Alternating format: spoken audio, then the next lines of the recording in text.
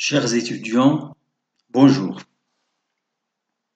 Après avoir consacré notre première séance à une leçon de communication, nous abordons aujourd'hui, dans le cadre de la deuxième séance, une activité de lecture. Alors cette activité s'assigne les objectifs suivants: lire et comprendre un texte informatif. Vous devez être capable de lire et de comprendre un texte informatif. Deuxième objectif, vous devez être en mesure de reconnaître les caractéristiques d'un texte informatif. Alors pour ce faire, avant de vous proposer un texte informatif entier, je vous propose de prime abord de travailler sur un paragraphe informatif. Comme vous le savez, tout texte est fait de paragraphes, de plusieurs paragraphes, de 2, 3, 4, etc. paragraphes. Alors je vous propose dans cette première activité de lire un paragraphe informatif. Voici le texte. La technique de l'impression 3D est intéressante, surtout pour la conception et la production de pièces complexes impossibles à usiner par les technologies traditionnelles. Par exemple, grâce à la fabrication additive, on peut combiner de façon parfaitement contrôlée des céramiques et des poudres métalliques, indique l'ingénieur Vladimir Brailovsky, professeur de génie mécanique à l'École de technologie supérieure à Montréal.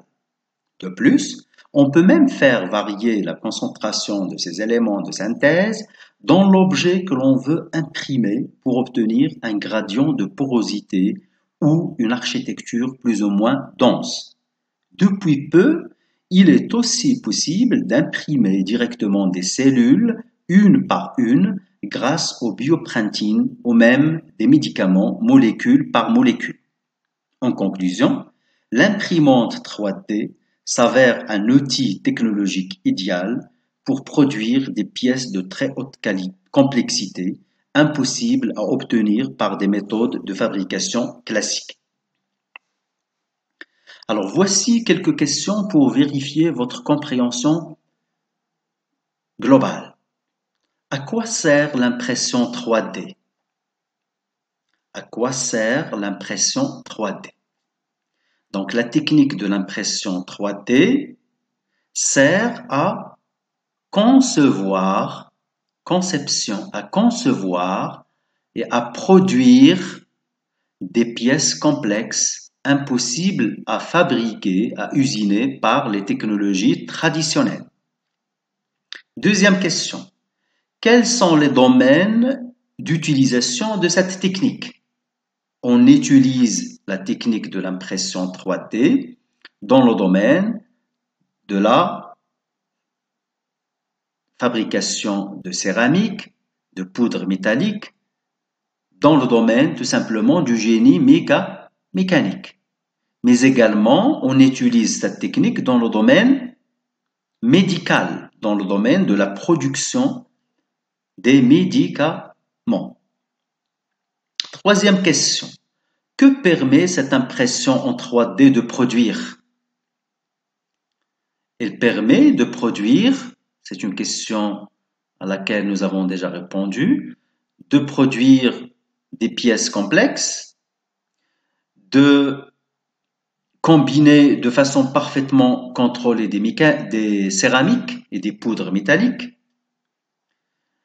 de varier la concentration de ces éléments de synthèse dans l'objet que l'on veut imprimer, et bien sûr, on l'utilise également pour imprimer directement des cellules une par une grâce au bioprinting ou même également pour l'impression des médicaments molécule par molécule. Vous avez quelques mots qui peuvent vous poser problème dans ce petit texte. Par exemple, pour usiner, il s'agit de produire quelque chose dans une usine, usiner des voitures, façonner une matière, deuxième sens, façonner une matière, une pièce dégrossie à l'aide d'une machine-outil. Vous avez un autre mot qui risque de vous poser problème, c'est le mot porosité. C'est le caractère, c'est l'état de ce qui est poreux. Porosité du sol, porosité du sol. Et vous avez, à la fin, le verbe s'avérer. Hein? S'avérer. On peut remplacer le verbe s'avérer ici par le verbe se révéler. Hein? Il se révèle. L'imprimante 3D se révèle un outil technologique idéal. Alors, relevez du texte un lien logique qui introduit l'exemple. Un lien logique qui introduit l'exemple. Remarquez très bien, ici, vous avez un lien logique qui introduit un exemple. Après une courte introduction, après des généralités sur la technique de l'impression 3D, l'auteur introduit rapidement un exemple qui montre, qui illustre que l'impression 3D est intéressante. Donc ici, vous avez par exemple qui introduit un exemple. Puis on vous demande de relever un lien logique qui exprime la cause.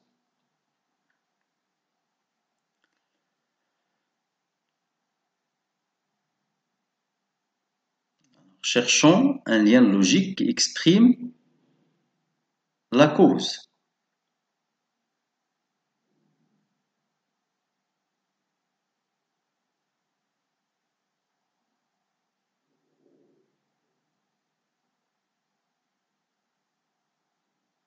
Grâce à la fabrication.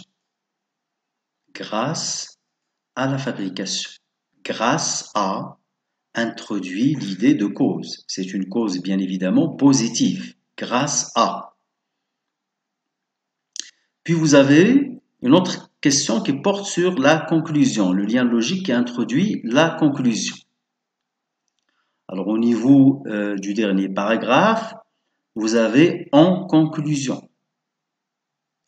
C'est un lien logique qui introduit la conclusion. C'est un lien logique conclusif. On peut le remplacer par en somme, en définitive,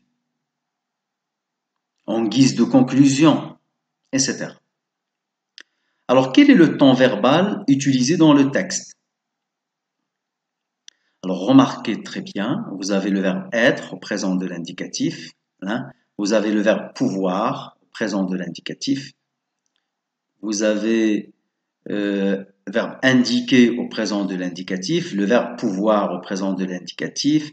Vous avez le verbe vouloir au présent de l'indicatif. Vous avez le verbe être. Vous avez le verbe s'avérer.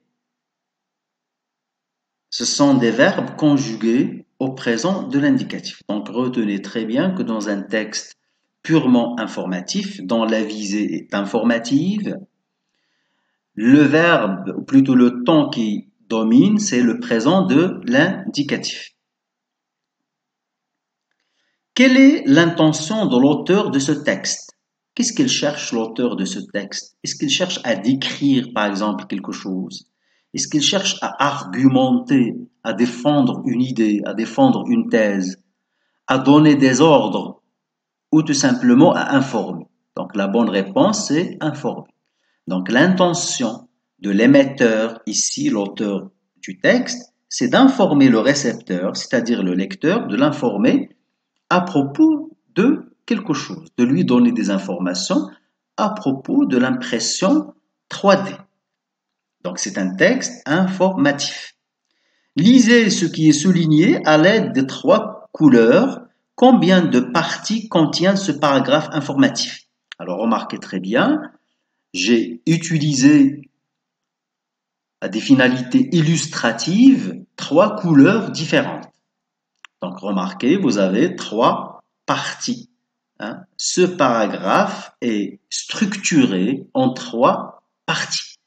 La première partie, dans la première partie, l'auteur nous donne des généralités sur le sujet, puis il amène le sujet.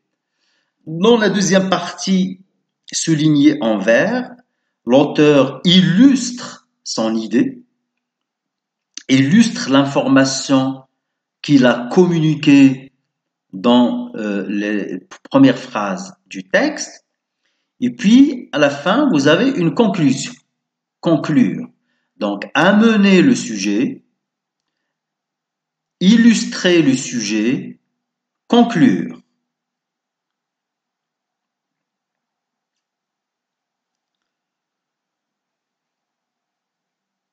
Alors, on peut retenir les éléments suivants, qu'il s'agisse d'un paragraphe informatif ou d'un texte informatif. On va retenir les éléments suivants. Un texte informatif transmet des données, non pas à des fins démonstratives, il ne cherche pas à démontrer quelque chose, comme c'est le cas par exemple dans un texte argumentatif, explicatif ou argumentatif, non pas pour influencer le lecteur, donc un texte informatif ne contient pas de circuit argumentatif destiné à influencer les idées du lecteur et le mener à telle ou telle conclusion, mais sans autre intention que de l'informer. Donc l'objectif principal d'un texte informatif, c'est informer le lecteur à propos de quelqu'un ou de quelque chose. On trouve ce type de texte dans les encyclopédies, dans les ouvrages scientifiques, dans les revues et les journaux. Un texte informatif peut comprendre un texte narratif qui illustre un ou plusieurs aspects énoncés. Parfois, dans un texte narratif, un texte informatif, on peut rencontrer quelques séquences narratives, mais l'auteur s'en sert tout simplement pour communiquer des informations complémentaires à son lecteur. Quelles sont les caractéristiques d'un texte informatif? Dans un texte informatif, on trouve généralement un vocabulaire concret. Comme dans le paragraphe que nous venons de voir, l'auteur a utilisé un vocabulaire concret, contraire de abstrait. Il est précis et juste, ou un vocabulaire spécialisé. Même dans notre paragraphe, il y a des mots techniques qui sont utilisés. Impression en 3D, on parle de génie, on parle de génie mécanique, on parle d'architecture, on parle de cellules. Donc nous avons un lexique, un vocabulaire qui est spécialisé. Alors des verbes conjugués au présent de l'indicatif. Des marqueurs de relation, on les appelle aussi des liens logiques, des connecteurs logiques, pour souligner les étapes de la communication de l'information.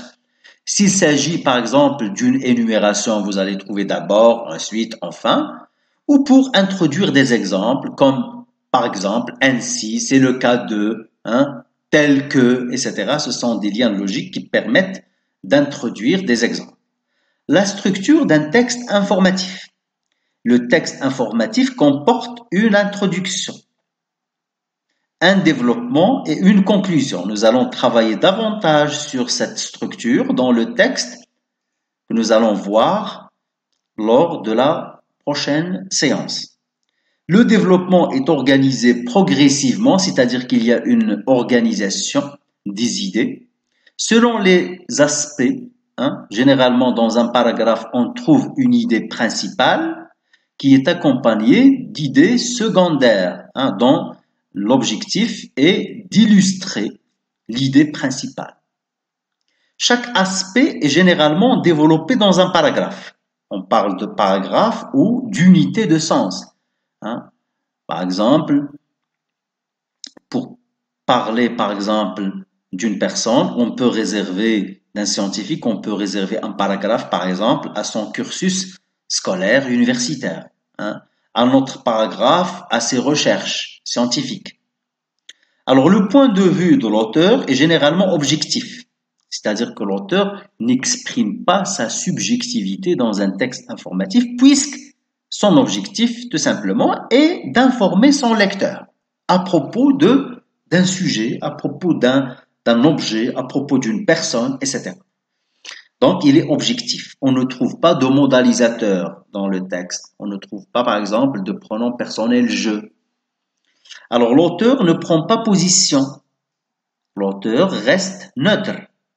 Il ne prend pas de position à l'égard du sujet abordé.